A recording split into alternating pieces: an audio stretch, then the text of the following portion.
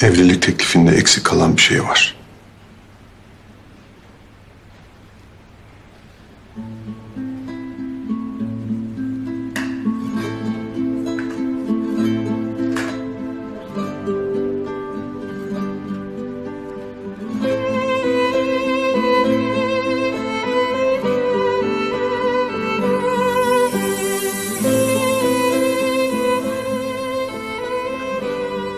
Ama Aması yok. Damat gelini odasına taşımaz mı kucağında?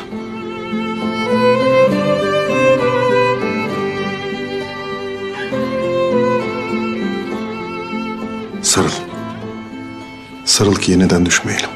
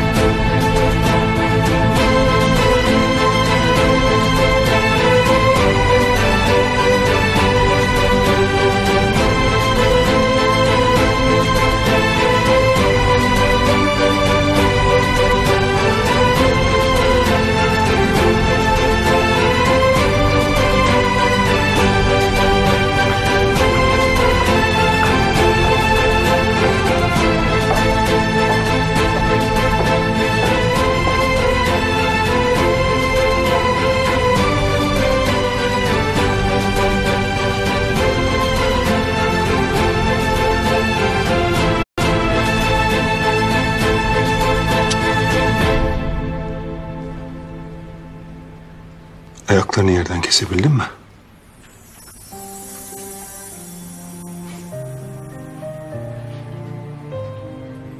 Teyze! Teyze düştün mü sen?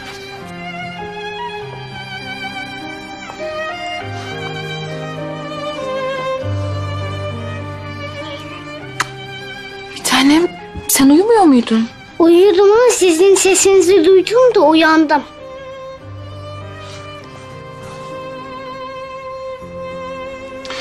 Yavaş, ateş parçası, teyzenin canını yakma.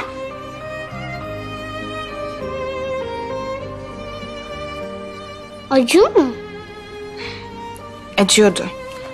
Ama seni görünce geçti. Bak. Bak, benim kolumdaki iz de geçmedi. Ama acımıyor artık.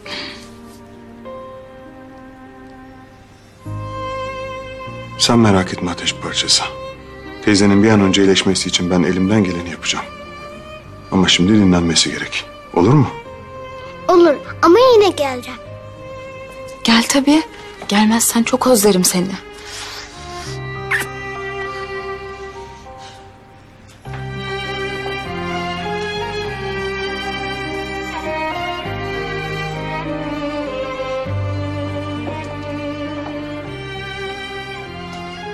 Sen bırak.